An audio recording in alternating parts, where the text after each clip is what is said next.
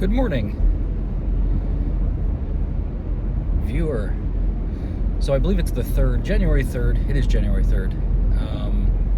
I put some content up over the holiday, very little. Extremely boring, but at least it was short. I bought a new carpet shampooer because I needed to shampoo my carpets. Renting a shampooer is around $35 to $40 a day. Plus, I believe you have to buy chemicals. If you buy a machine, obviously it's significantly more, but we have at least 2 rooms with pretty large carpets, and we also have other properties we need to service. So I thought it was a good idea. My wife thinks that I'm a little bizarre because I got a little overly excited for the arrival of my brand new carpet shampooer. I'm fairly domestic. I cook, I do the dishes, I clean. I love cleaning rugs. Like having clean rugs is more like it. It's like the act of cleaning the rug isn't really that exciting, but having a clean rug is nice. So the machine so far, it's a Bissell Green Pro Max something or other. It's not ridiculously expensive. It was less than $500. It's not like one of those crazy professional extractor machines, but it seems to have been doing a pretty good job. I didn't film it this morning. There's 3 videos I posted yesterday, before, after shampooing, and then after just running a rinse cycle, basically just running the shampooer with no shampoo in it, just water.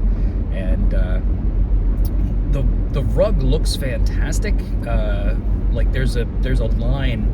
Like I shampooed about 1/3 of the dining room, and there's a line where I stopped shampooing, and you can see the difference. Like it's just a night and day difference. Like you don't, like I pointed out some stains that were on the rug. I didn't realize that the rug was a stain. Like it's like pre-shampooing it was a few shades darker. Like I said before in the previous videos of me shampooing, I vacuumed the rug, but I haven't shampooed it since I moved in, and I've been there, I know it's more than 7 years. I don't know how long I've been there. Maybe 10 years at this point I've been living there. So I shampooed the rugs once when I first moved in. A friend of mine came up. A friend of hers had a professional machine. So when I first bought the house, before I moved in, I did a deep cleaning, of everything, like not just the rugs, but I just deep cleaned the house, the bathrooms, the walls. If you know me, you know what insanity that entails. Just really cleaned the house, physically and spiritually. I even smudged the house and things like that. But anyway, that was my point. I do apologize to my viewer. I did not get to post a lot of content over the holiday. I warned that would happen. Obviously, I could do the driving videos. That would be very silly for me to just jump in the car for an hour and drive around. I could have done other things. I thought about making a few more shorts. Like I had said, and like my viewer suggested, go more in depth into the slide rule, show the different functions, the history, like significant historical things. Like very few people know that, like, during the lunar landings and things like that, there were guys just using slide rules because electronic calculators just weren't available. That's how people did math. It was just a common thing. I think I've mentioned I have a pretty big collection of slide rules, all different ones, from cheapy knockoffs that like they were mass produced in the day. I mean, most of them are. Like you're not gonna go out and make one slide rule. Although I've thought about it quite a few times. I'd like to make my own. It's kind of pointless. It's a useless tool at this point. Nobody needs a slide rule. Nobody needs to know how to use a slide rule. Unless we have World War III and all the electronics are destroyed, then maybe slide rules will be kind of useful. But then it's kind of a dark future anyway. I'm not going to be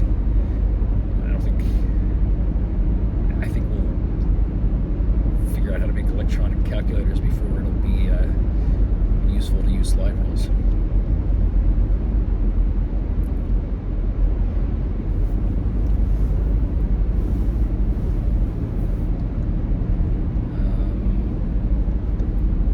The holidays were nice. This is my first day back to work. Like, again, with the gap in videos, this is my first day back to work since it's like been a week and a half.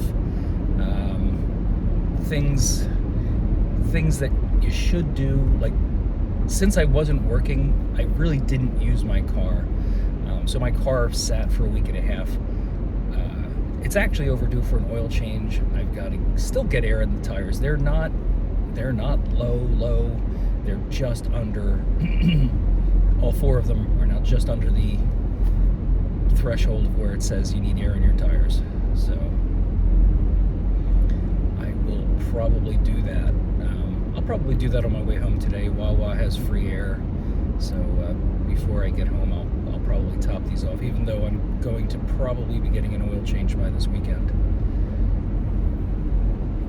So anyway, the point was, when your car sits for that long a period of time and you don't use it, probably a good idea. I mean, I think a week and a half isn't that bad. I had no fear of the battery going dead. I mean, if we were dealing with bitter cold temperatures the whole time, I'd be concerned, and maybe I would have gone out a couple of days before today just to make sure that, you know, the battery could turn over the car.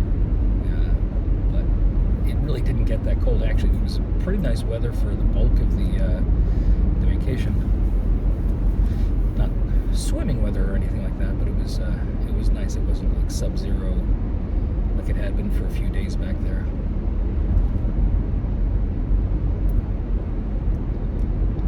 Again, absolutely no preparation for today's video. I had no idea what I was going to talk about. I figured I was going to touch on the shiny new shampooer that I have, because that's really exciting.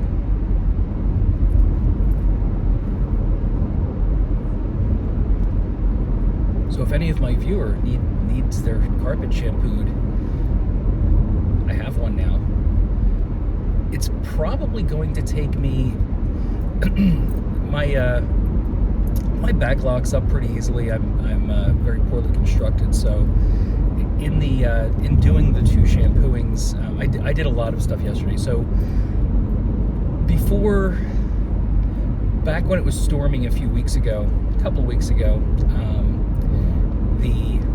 our duck coop, not the coop itself, but the run outside the coop, the roof blew off. We installed, I don't know what the stuff's called. It's this corrugated material, like you've seen corrugated steel, like that goes on the sides of buildings or on the roofs of sheds and stuff like that. It's like that, but it's it's almost like a kind of a pressed fiberglass. It's red. Anyway, it's these corrugated 4x8 sheets roughly, and we have them going. The run is long, so we have 4 sheets going perpendicular to the thing. So there's overhang, a little bit of overhang on the back, more overhang on the front, so that when it's raining, we can get into the chicken coop without having to walk through a waterfall. Anyway, a week or two ago, when we had those big windy storms, it blew off. The way it was attached is I had a couple of 2x4s running along the back of the coop on top that were zip tied to the coop, and then it was nailed to those. Then in the front, I held it down with zip ties. They were interlaced. They were laying over each other, so the zip ties held them down fine. We had it like that for, I don't know, I want to say a year. I don't know if it's a year. Might have been a year. But anyway, this past windstorm ripped it all off. No significant damage, just in reality, it was kind of barely on there. It was attached with roofing nails in the back, and like I said, just 2 zip ties, bungee cords holding down the corners in the front. And like I said, that was a good solution for a long time, but when it got really windy, that failed. So Took us about a week or two to go out and fix it, because first it was cold. Obviously, it happened during the cold storms. When we finally went out, my solution to fix it, like I said, the panels were still in good condition. So we reversed the direction, because a couple of them had where it had been nailed down, holes ripped through the roofing. So we spun it around so we wouldn't have a leak in the back, that because it's 2x4 in the back and not in the front, there's a slight slope, so rain will run in that direction. We were originally going to run it behind so we didn't have the problem, but I thought that was a bad idea, because of the slope of the ground. We'd have the rain run behind the cage and then it would run through the cage, and that just seemed like a really bad idea. So anyway, spun them around so that any holes, they're way at the front, so if it leaks through, it's just dripping. It's not even in the cage area, it's just at the front. In the back, what I did, instead of roofing nailing it down this time, roofing nails are weird. Like, they're like these little tin looking things. They're not very long. I'm surprised they hold roofs down, but maybe they're just meant to go underneath the siding or something like that. They don't seem very secure. So anyway, this time I used outdoor decking nail screws and screwed the back down, at least 3 screws per panel. And in the front, what I did was I drilled 2 holes at the fence at the top, one behind the pipe for the top of the fence and one in front. And we ran zip ties through these holes and zip tied the front of the roof down to the top of the cage, being very careful not to zip tie the door closed or anything silly like that. And it seems really, really sturdy and a lot smarter than just putting some bungees up and hoping it holds the roof down. The downside is, if the winds are strong enough, they'll like what happened with the setup we had. The winds not only took the roof off, but they really moved the fence around, like not a ton, but enough where, like, I don't know if you're familiar with retriever cages, but they're made of fat panels, like I want to say 4-foot panels maybe, and so we've got a bunch of them together, and they kind of buckled and twisted because there's just this T-bone thing that holds them together in the middle. I don't know if they have them at top, middle, and bottom, or just in the middle. I think they're in 3 spots. Well, anyway, in the process of the wind ripping off the thing, it kind of moved the thing all over, so it was no longer a rectangle. Easy to fix, just like put it where you want, tighten the bolts back down, and it's fine. So now, if it were to rip the roof off, obviously it's attached more securely, so it might do more damage. But I mean, it's really secure. It's like I said, it feels so much more solid than it did the first time we did it, and that thing lasted, I think a year. I could be way off. It might have been 6 months. It could have been 2 years. I don't know. Very poor concept of time. So happy with that. Oh, so anyway, the point was, long rambling stories, sometimes they never make it back to the original point, but the point was, I was talking about shampooing, and I also mentioned that. The thing with the shampooing is that I have very poorly constructed. My back started to seize up. Now, a combination of 2 things. Obviously, like I said, I reinstalled the chicken coop, duck coop roof over the run, and running the vacuum. Now, I know one of the things I did wrong when I was running the vacuum, not that I was using it improperly, but I was only using one hand for most of it. I have this habit, I like to have control of the cord, so I have the cord in one hand and I control, and that's just again, to how easy it is to use this machine.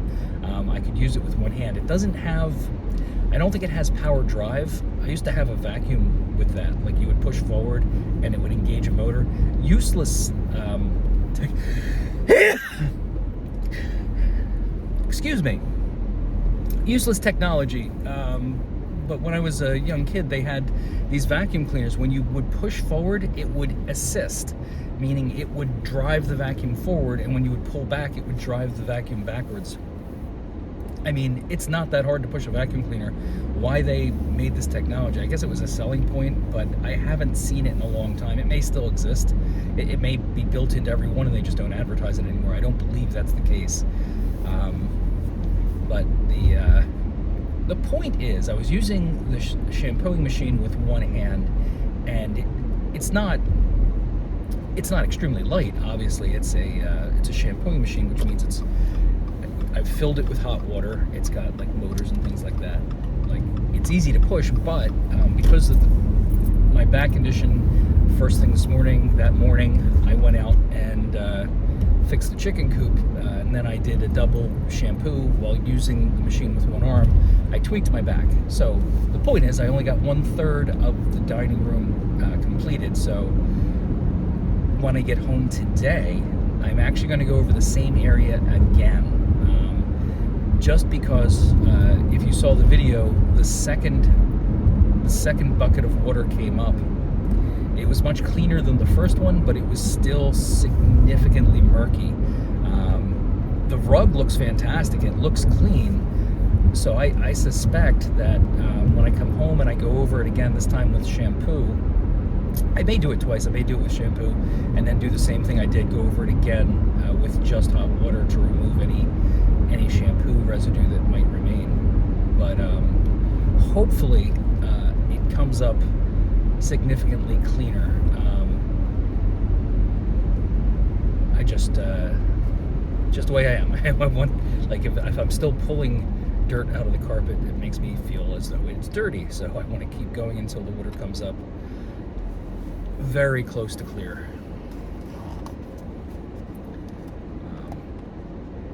So the whole point of that was to say that if I had to guess, it's going to take me, obviously if I finish that section of it today, I'm thinking to finish the rest of the dining room is going to take me 4 more days, not including today, just because I'll do a section, like I'll do a section twice, and then I have to wait a day to do the section twice again, assuming that the rest of the carpet behaves the way the section of carpet's behaving, and I imagine it would. Maybe not. Like, where I'm vacuuming, where I'm shampooing now is a very high traffic area, so the rest of the carpet may not be anywhere near as bad when I do the extraction, so we'll see what happens. But anyway, I'm thinking I've got 5 days left to finish, which sounds like a lot, but it's only going to be like an hour a day or less, just however long it takes me to do the section that I'm currently doing. I'm going to do it in 3 sections.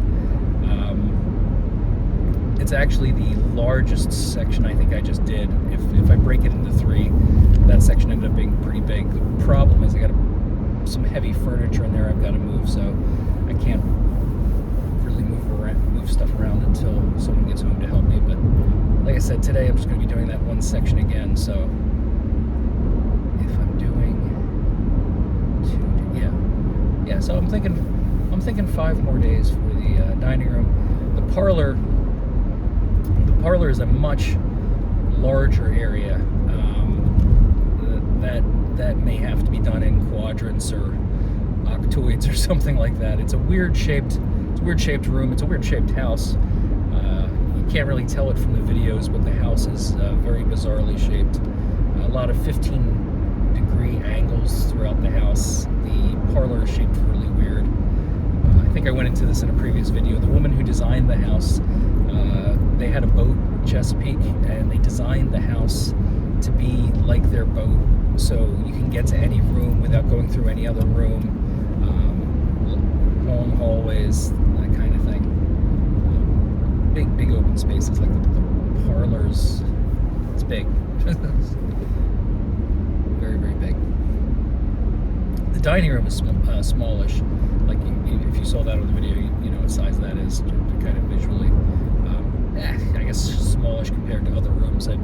My previous house, that dining room was probably the size of my parlor. As I've lived in houses, it seems like they've progressively gone up in size. Like the The first apartment I ever rented was in, I don't know, it's Frankfurt. They called that area Riverside. Anyway, it was an apartment. It was a Trinity, which means the first floor, you walk in through the door into the parlor. If you take a couple of more steps, you're in the dining room kitchen area. There's a door in there that leads to a tiny basement, and there's also a stairwell in the dining room kitchen area that leads upstairs to the second floor. The second floor consists of a tiny bedroom and a tiny bathroom. And the hallway has steps leading up even further to a single, we'll call it a bedroom up at the top, attic bedroom. So it's 2 bedrooms, 1 bathroom, tiny. Like, I'm trying to think of what the square footage of that place was. I think it was 1 square foot.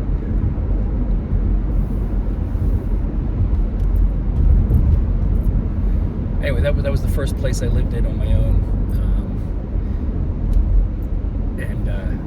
I think as I've moved, my houses keep getting progressively bigger. I can't imagine we'd be able to top this one. The talk is you're supposed to minimize, what is that called? Downsize. I think you're supposed to downsize as you get older, like as you reach retirement age. I'm in my 50s now. But I always have these visions of, like, eventually I'm going to buy a castle, like an actual castle. I think I'm too old to have one commissioned. It would take too long to build it, and I don't have the money to build a castle. I have to imagine that'd be very prohibitively expensive. Buying them, though, there are castles, and I have to imagine also living in a castle, if you haven't commissioned it, is a really bad idea, because I can't imagine they're very energy efficient. It probably costs a fortune to run a castle, between heating and whatnot. I wasn't being metaphorical. I was actually wanted a castle, big stone kind of thing, drawbridge boat, dragon if I can get one.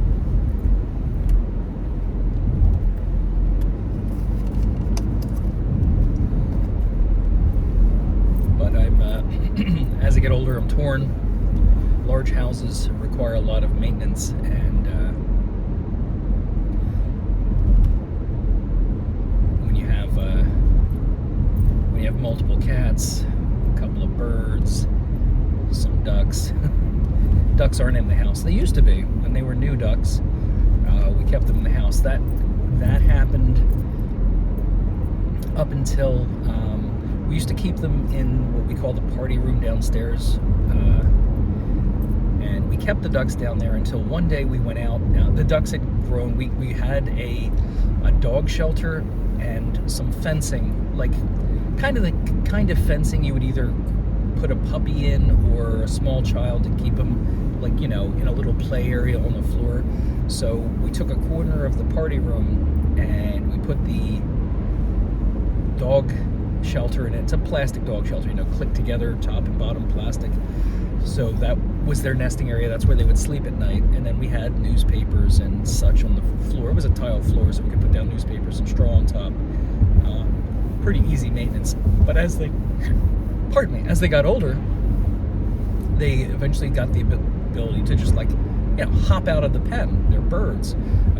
They can fly to some degree. So they would, one day while we were at a party, I don't know if it was Christmas time or something like that, it may have been one of those things where we're out all day. They had gotten out of their little pen area and really created quite a mess. They basically destroyed the party room. It was really gross. It was a massive cleanup, and we decided then and there, these are now outside ducks. So we bought a little, we bought a chicken coop, but modified it for use by a dog.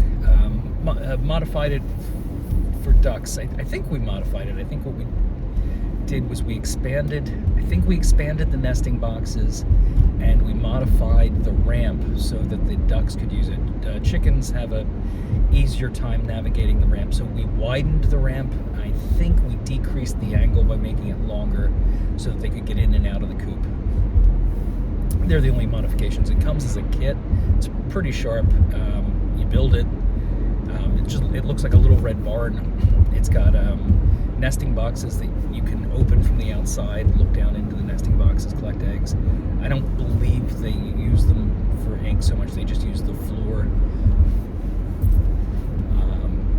We don't get eggs in winter. We get eggs in the summer. We get more eggs than we can use.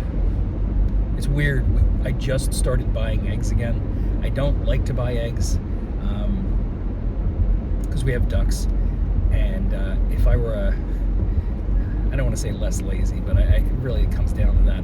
What I really need to do is a better job of collecting and prepping the eggs. What we do now is just collect them, and they sit. Then maybe once a month we'll process the eggs. The problem is we get like 3 eggs a day. We have to collect and process them more often. And doing some minimal research, I found out that we can bring them in, put them right into the refrigerator, put them in refrigeration before scrubbing them. Like, don't want to get into too much about egg collecting detail, but you don't, like, America is like, I think, one of the only places where when you buy eggs, they're like washed. They're not bleached, but they look good. But when you buy eggs at the store, they're always like these clean, pristine eggs. Well, they're scrubbed, and they're scrubbed for good reason, salmonella and things like that. But you really don't want to do that until you're ready to use the eggs. I forget what it's called. It's not the bloom. It might be the bloom. But the membrane that's left on the eggs protects them.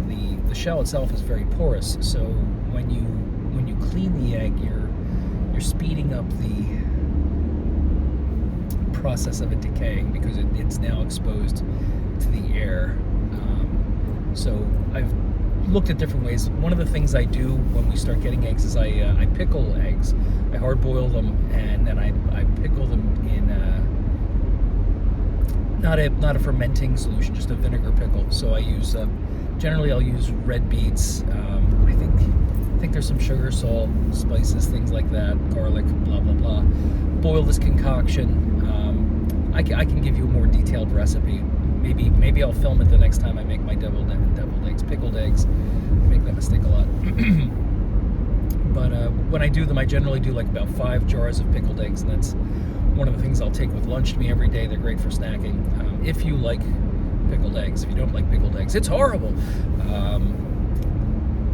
But there's other ways of preserving eggs, and I think we're really going to buckle down and start taking advantage of a lot of these, because like we've tried. We've given eggs to a couple of our friends. I've given eggs to people at work, but I still waste more than I like. And then in the winter, like, it seems silly, but like, I have to buy eggs if I want eggs. So I just recently bought my second container of 18 eggs.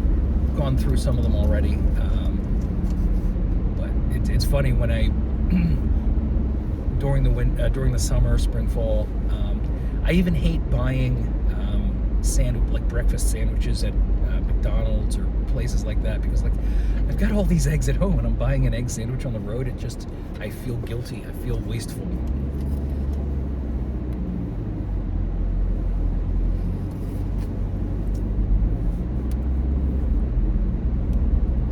So day one of 2023, I set my stove on fire in the morning. I had made a ham a couple days prior, and I did something terribly wrong. I don't know what I did. I think I probably didn't follow the instructions. The ham turned out great. In fact, I still have plenty of it because just me and the wife eating it, mainly just me eating it. I'm going to turn into a ham. I've eaten so much ham. But when I opened the package, I put it in, like, it was said to put it in a shallow roasting dish. There's a bunch of liquid that's included in the bag itself once you open it. Like, I just opened it in the pan, and I left the liquid there thinking, well, that'll be fine. I don't want the thing to dry out, so I'll leave that liquid there. And it wasn't a ton of liquid. And then you're supposed to use a shallow roasting pan. I used, I don't know, one that's about that tall, because I didn't want to use like a tiny cookie sheet. So anyway, I get it in the pan, I tin foil it up, I seal it really good, and it cooks. I cook it the amount of time you're supposed to cook it for, whatever weight it was. It was like 12 pounds, so I think I cooked it for like a little over 3 hours. Turned out great. But like near the end, I'm hearing sizzling and popping, and I'm not sure what the hell that's about. Well, when I finally go to grab the ham out of the oven, in this, like I said, the pan's about that deep, liquid splashes out of it. Liquid had been splashing out for a while, apparently. The bottom of the stove was wet. I open it up. The pan is just like full of liquid. I don't know if I sealed the tin foil on too well, and liquid was supposed to be able to evaporate, and I just created a perfect seal where it just, any moisture that came off just recondensed into the pan. Anyway, the point is, like, I spilled the top layer, which obviously, like, oil, grease floats on top of water, so anything I spilled into the oven was grease. So I did that, got involved in other things like dinner, so we had dinner, blah blah blah, cleaned up afterwards, completely forgetting that I had spilled grease in the oven. So fast forward a day or two forward till January 1st, the day after New Year's, I went to make my biscuits. I make biscuits most weekends. This time I used wheat flour instead of regular flour. They were fine. Actually, these were a little better. My regular biscuits are very dense. I may have talked about that in a previous video. I make very, very heavy biscuits. These made with the wheat flour were lighter. And it may just be that I used more milk. Who knows? The point is, when I went to go cook them, not remembering that I had spilled grease in the oven the other day, a fire broke out while I was preheating the oven.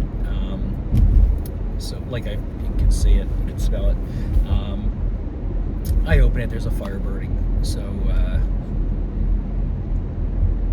not my first stove fire. I don't think it's even the first caused by me, but anyway, what I did was, and this may not be the right thing to do, to put out the fire. I mean, this is the right thing to do. To put out the fire, like, I see it's burning. I was like, crap. I don't want to have to clean the stove before I make the biscuits, because it'll take forever for the stove to cool down, which means it'll take me forever to get it clean and then start all over to make the biscuits. So what I did was I grabbed a handful of baking soda and, threw it all over the bottom, which put out the fire immediately. And I only needed 8 minutes to make my biscuits, so I left the heat on, got it up to temperature, cooked the biscuits, took them out. Everything was fine. Fire didn't start again. And then after I had breakfast, I cleaned out the oven, and it cleaned up fine.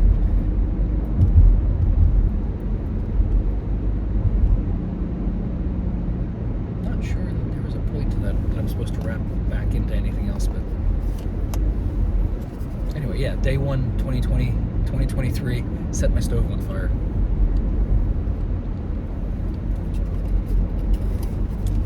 Good times. I stopped at Turkey Hill. I needed gas. I thought I needed gas. Pretty sure I needed gas. I mean, I put, I don't know, a goodly amount in. I forget how many gallons it said. It took less than I thought it would. But I got coffee. Got coffee at Turkey Hill. They got this Colombian Supremo or something like that. Again, it's not better than Dunkin' Donuts, but it's definitely bang for the buck. Like $1.09 or something ridiculous like that. It's definitely worth it. Again, I think part of the issue may be the fact that it's a styrofoam cup, and I can taste that nonsense.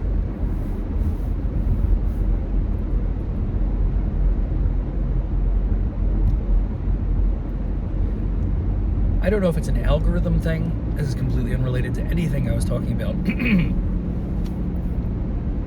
But I've noticed it's been kind of quiet on Facebook. Not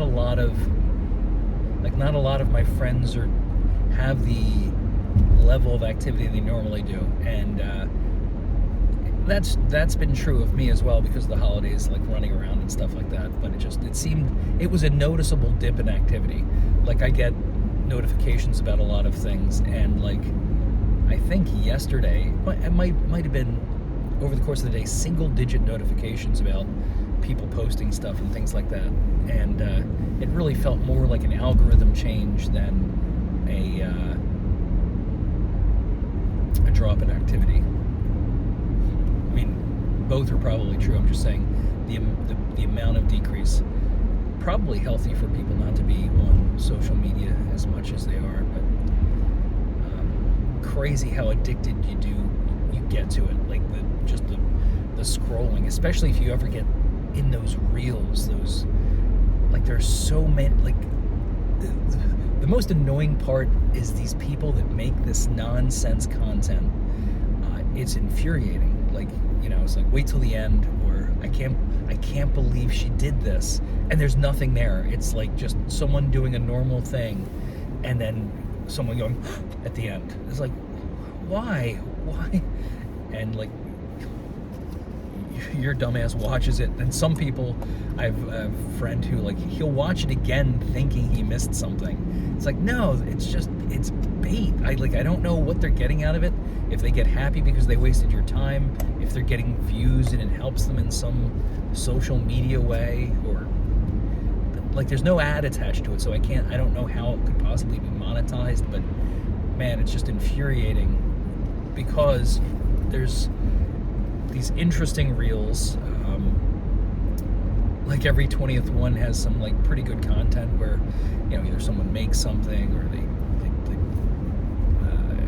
do something, or they've got a skill or something like that, and like but yeah, most of it's just garbage, and you see yourself or others just kind of scrolling through, and it's like geez, you want to be entertained, like you're stuck there, like, just watch something, read something, do something else. It's like you feel like you're sucked in and you turn into a zombie. And there's other people that don't have that issue at all. They have no problem ignoring that nonsense. I'm not one of those people. I keep getting sucked into it. Like, I'll be like, tired or getting ready for bed, and I'll be on Facebook, and then there'll be this video, and if you go to the video, then you get sucked into the reels. So when that's over, you can scroll up, or just naturally goes to the next like chunklet of video, and it's all horrible content.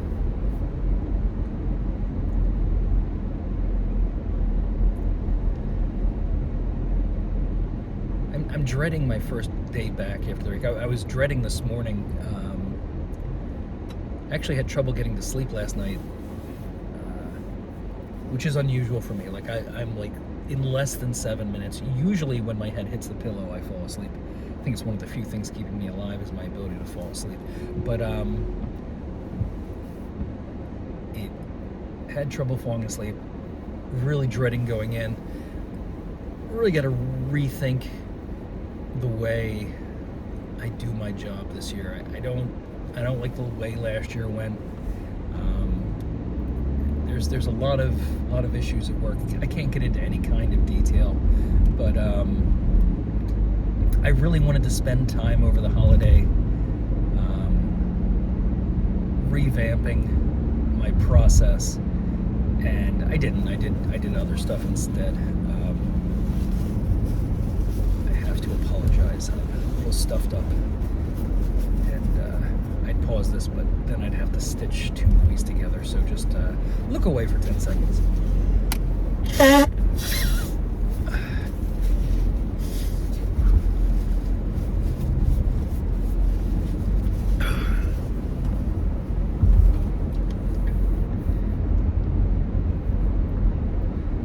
So yeah, I'm dreading today.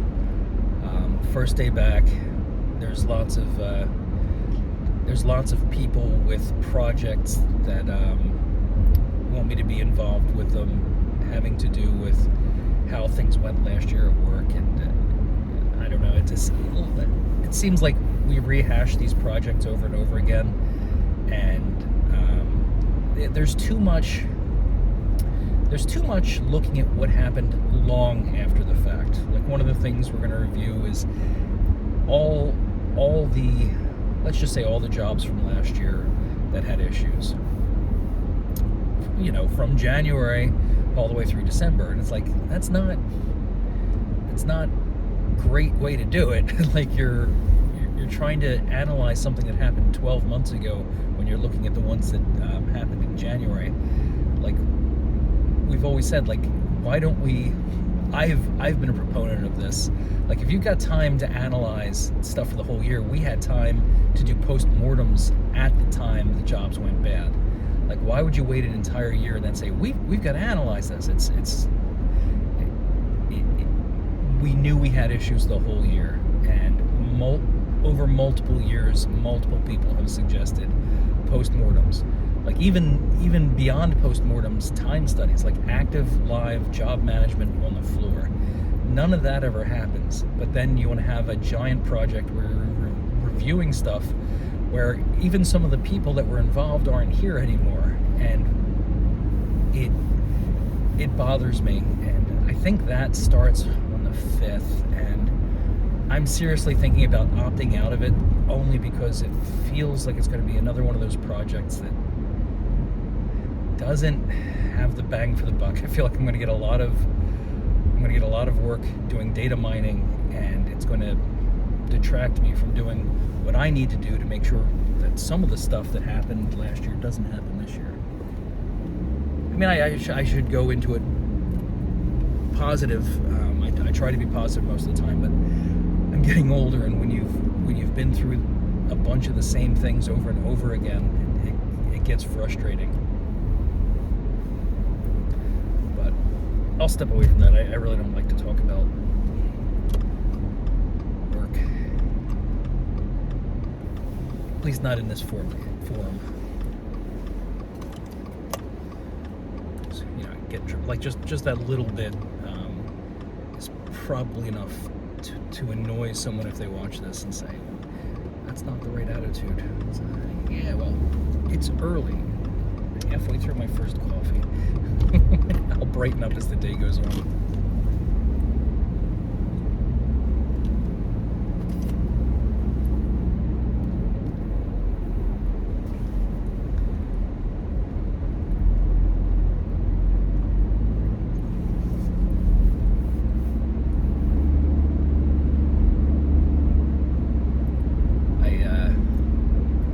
At the end of the year, I lost another boss. I don't know how many I've had. Again, I'm talking about work. This doesn't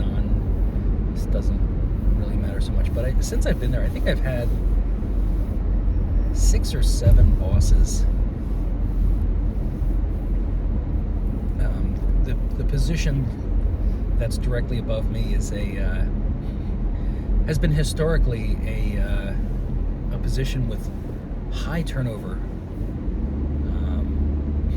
Just surprising how many. Like this last fella, I think he had one of the shortest tenures.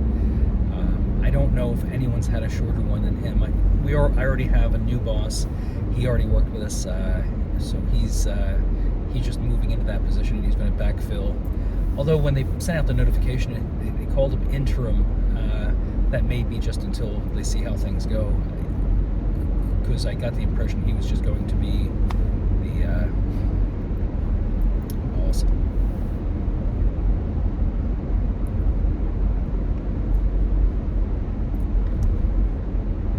I wonder if my viewer saw any of my content from yesterday. I think he gets notifications. I asked this before, and I think I kind of got an answer. When I put out posts, which are just text posts, I should try putting out text posts with pictures. But when I just put out text posts, does my viewer get notifications in the same way that they get notifications about videos, or like, do you literally have to search to see those posts? I know you can search to see them, but if you didn't search, would they come up in your feed?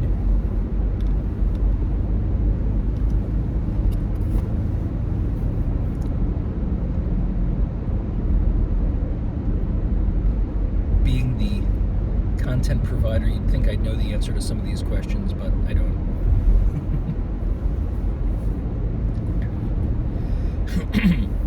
Or at least to that question.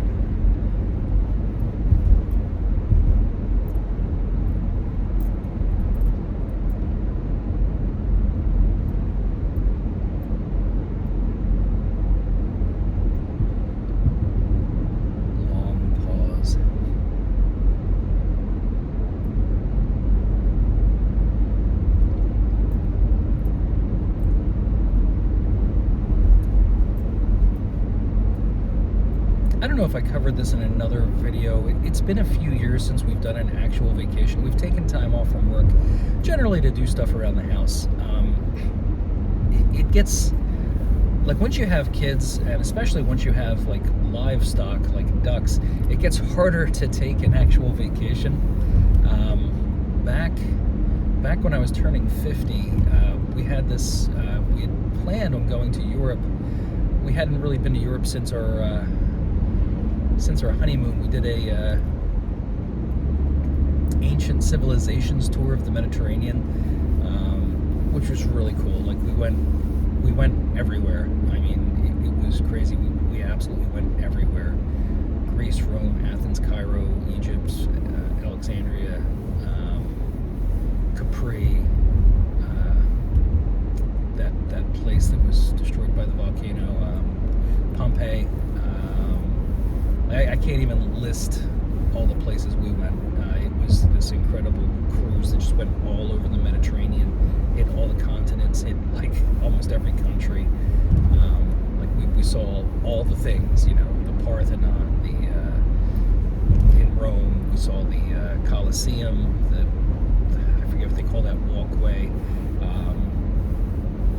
It just, you know, Temple of Zeus, like all these different ancient temples. In Turkey, there's all these places I can't remember the names of, but just it was a fantastic tour, and we haven't been back to Europe since, and the world was a completely different place. Egypt was very, very scary back then.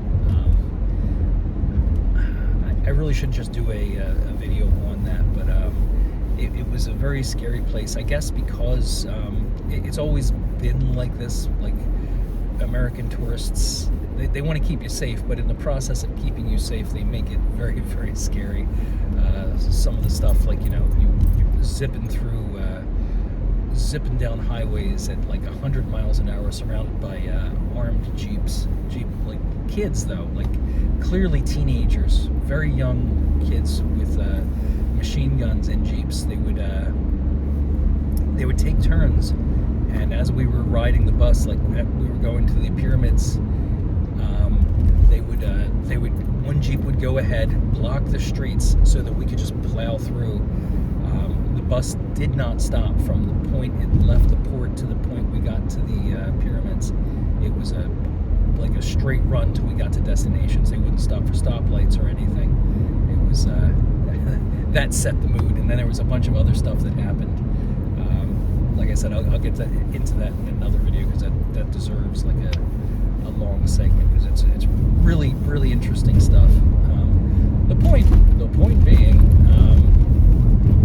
that we had planned to go back when I turned 50, but at the same time, Fauci released the plague on the planet, and you know, that kind of shut everything down. So it's now 2023. We still haven't done a real vacation, and I could use one. Like, this break was nice. I like the year-end break. Like, we always get a week and a couple days at the end of the year. We give up a lot of holidays during the year. But it's nice to have this block of time at the end of the year to just like kind of decompress. It takes just about that long too. Like you start feeling like like an early taste of retirement. What are you going to do when you retire? It's like, oh, I'll putz around the house, shampooing rugs and making eggs.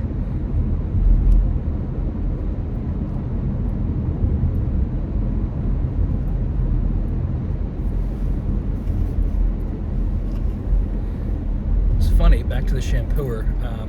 So we bought it directly from Bissell, and their website said like we would get it on the 5th, which is fine.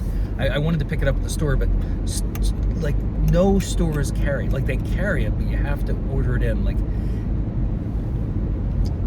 it's weird. I've seen that more and more. Like the low end Bobo stuff like is on the shelves and available for pickup, but like I've bought tons and tons of those things. They're absolute crap, and so like I'm paying twice as much or a little more than twice as much for a ridiculous machine, but it is like just that 1/3 of the room, and I don't want to say it practically paid for itself because I could rent something, but this particular model is supposed to be better than the rentals. Like, and you know they throw an asterisk up there, but the asterisk only meant that they're telling you what they were comparing it to, which was like, you know, the Rug Doctor with the maximum cleaning formula. So I read a bunch of reviews.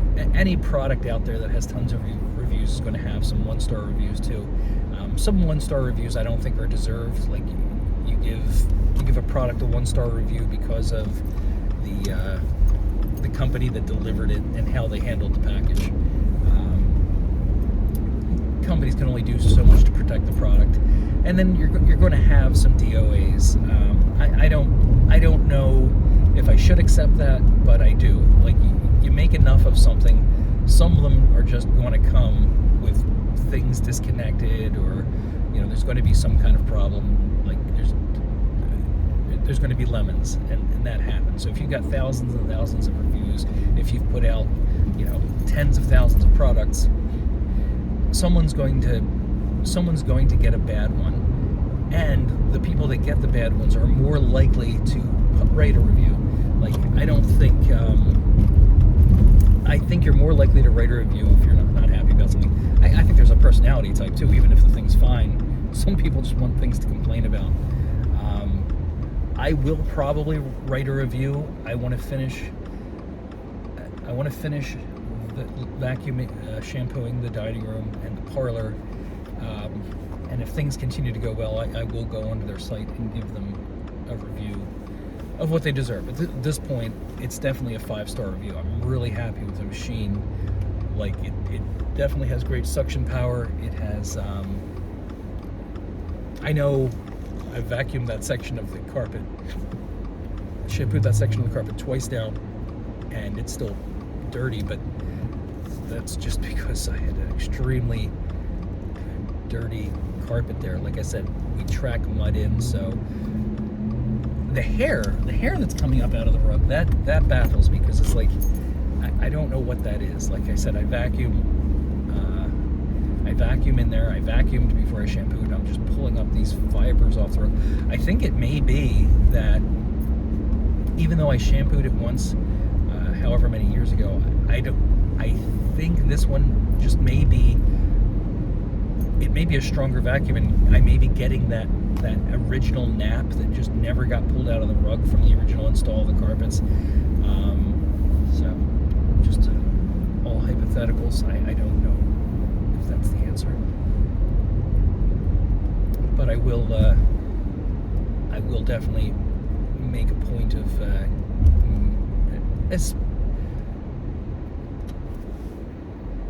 especially if it's good. I don't know if that makes any sense. I mean, if I run into trouble, like I'll go on and I'll let people know what went wrong as a warning. But if nothing goes wrong, I'm definitely still going to go on and do a review. And at this point, it's a 5-star review. I'm really happy with the machine. I think I was trying to make another point.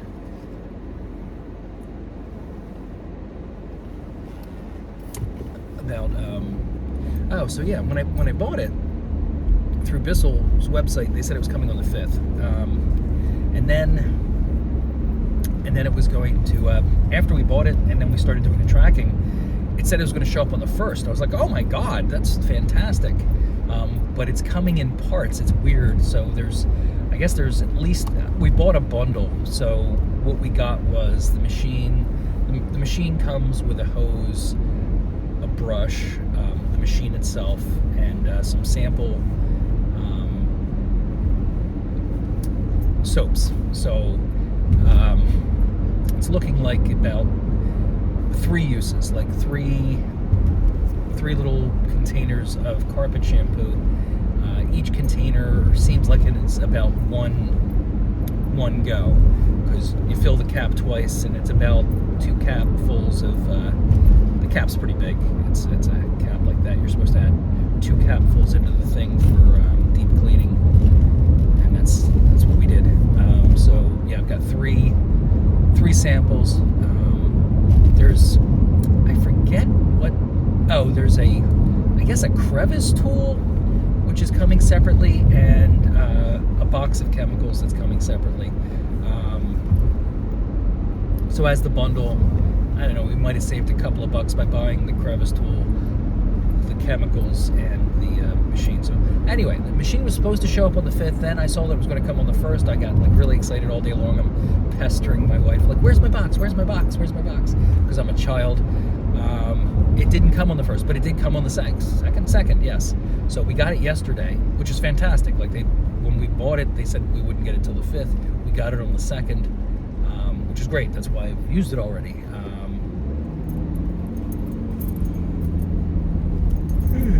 What's my point?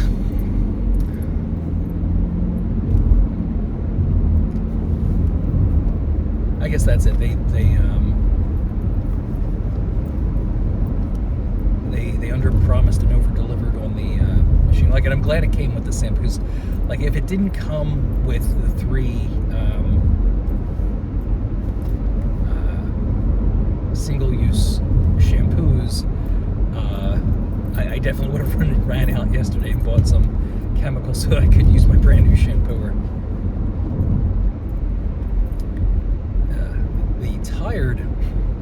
The tired is hitting me like a ton of bricks. I spent a week and a half not having to get up this early, so I actually planned for this. I should shower at night anyway, but I don't always shower at night. Sometimes I get a shower in the morning. Like, most of the time I do that, but yesterday, planning ahead, I knew I needed to get a shower at night, because I was going to have a very hard time getting moving this morning, because for the past week I have not been forcing myself to get up when the alarm goes off at 4 in the morning. I just turn it off and stay in bed. So here we are, very tired.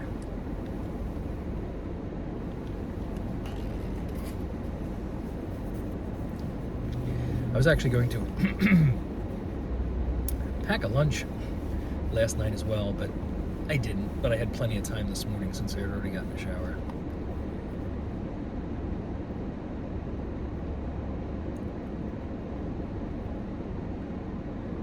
Again, I do apologize for the quality of the content on these rides. I'm not wearing that ugly sweater anymore. I'm wearing a suit coat because it's a bit chilly and not cold enough for a coat.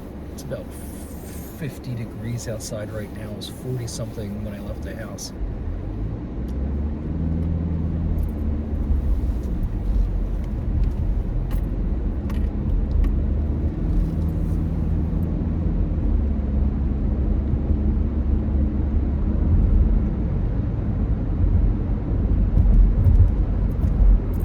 It's nearly 6:30 already. I thought I got a good sleep on this, but I was hoping to be at work by now.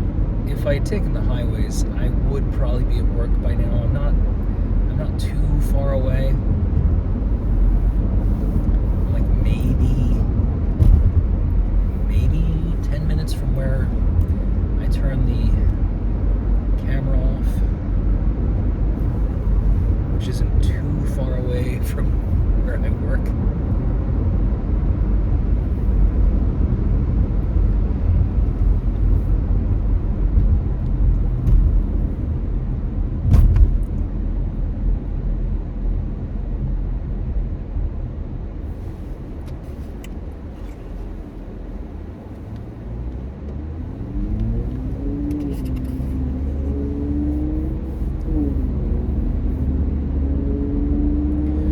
I've tried, not very hard, but I've tried to get my daughter into D&D. Not very hard at all. I've just asked a few times, but I really should try harder.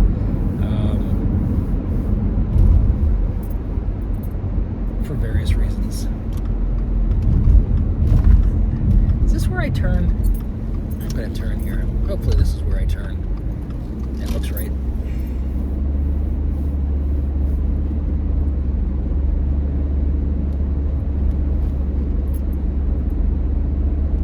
The extent of asking is saying, "Hey Cassie, you want to play D&D?" She says no.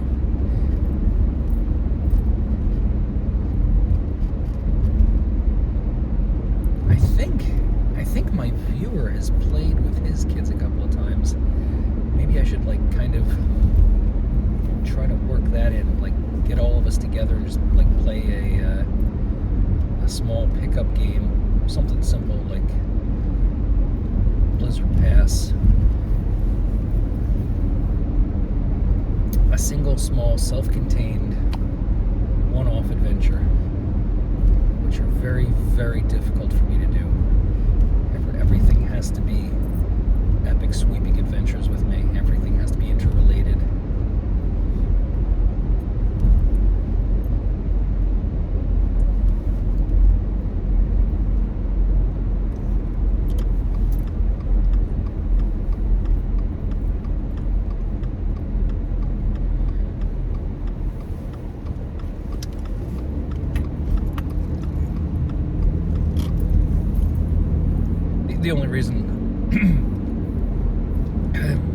The only reason I want to get my daughter interested in playing D&D is because I want to play D&D.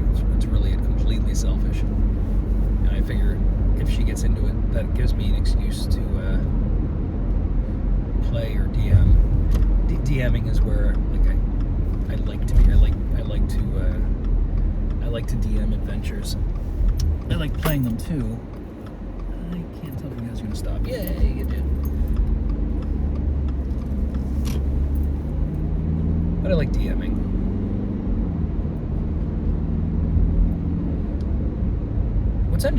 Which used to end up being really good because most people didn't like DMing, and I'm not sure why. I think they made it too much work.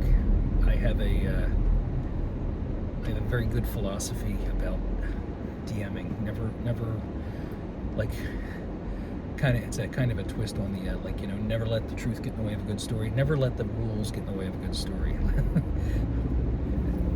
The focus is no matter what, keep the storyline going and keep it interesting. Don't like to get bogged down in rules. And I remember I used to get frustrated because it seemed like for a while there was this one period of time where new versions of D&D kept coming out. It seemed monthly. I know it wasn't, but they just kept coming out with new rule sets, and oh my god, you can't keep up. And I mean the core rules now are much more robust than they used to be. There's a lot of great stuff. They really built out the characters, the abilities, the skills, things like that. But it's a lot to keep track of. There's a lot of stuff that I think homebrewers were already building into their games. So what I guess my difficulty with the newer versions and all the intricacy is now you have to, in order to DM, you have to know that stuff pretty well, because your players are going to know it. It's crucial to them to do these things. So if you're gonna play the newer versions of D&D, I feel like you really have to have a good grasp on these rules, and it's kind of a catch-22. I've read through, I bought the newest, it's D20, I forget what it's called now, but I've got it. I've read through the Player's Handbook, Dungeon Master's Guide, and it's straightforward. There's very little contradictory stuff in there. We always seem to run into that, or ambiguous stuff. The problem is, it's reading it. You don't maintain it. You have to use it. So the trick is, like, not only do you have to read the rules, but you won't be well versed in them unless you're actually using them. You have to play the game. You have to and you have to be with a diverse group that wants to play by those rules. They have to use them so that you get familiar with what happens. What is this? How do you use it? What are the scenarios? And I talk about D&D, I play it all the time. I have not played in, I almost want to say decades. It's probably been decades. I haven't played since I've lived up here. I've lived up here, here, back there, almost a decade, if not already. And I didn't play for quite a few years before I moved up here. Just, you've got the group. This may not be your situation, but you got the group that you play with, and then people start to move away. The core players in the major game that I played, I ran an adventure that lasted a year and a half. We played every weekend, except for maybe a couple of weekends. We played every weekend for a year and a half. Sometimes the whole weekend. It was this mashup kind of homebrew where I stole different aspects of different adventures to create this arc story, and a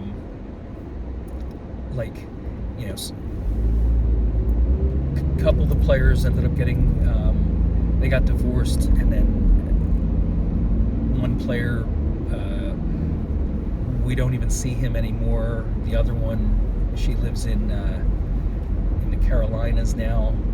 Another player lives in Virginia. Another player, not sure where he lives. I'm still friends with him on Facebook. We don't really talk. We just see each other's posts. Another player I haven't talked to in years. I don't know where he is. I apologize for not giving out names. But yeah, the only player that I know that's close with my wife, she was part of the game, and the actual reason we started playing wasn't so much to play D&D, because I don't think many of the people that were playing were even familiar with the game. It was literally just an excuse for us to get together and hang out. It's what do we do? My wife wanted to see her friend more often. And I said, well, let's get a D&D game together. And we sat around, explained the game to everyone, helped everyone with their character sheets, and then they were addicted. And we also had people that would come in and out. We had guest stars, people that would join the game for a couple of weeks and fade out into the mists. But the core group stuck it out. We used to play at one of their houses. We didn't play at my house. We would go to the couple that got divorced. We would play at their house, and this went on for like I said, it was a year and a half of playing the game, and it was a lot of fun. We had some nights got out of control, not out of control in any kind of weird way, but just we would have a little too much fun with the storyline, and we would take it weird places. There was a couple of nights where we just said, you know what, we're gonna call this a wash. This night never happened, because we did some groundbreaking stuff with D&D. The adventure went to some really wacky places, and it was funny. I'll explain it. I'll do a little D&D recap of the Chronos adventure in a separate video, because it was really funny. Good times. On that note, I am pretty much at the place where I'm going to have to end the video. I do apologize. Again, don't forget to watch.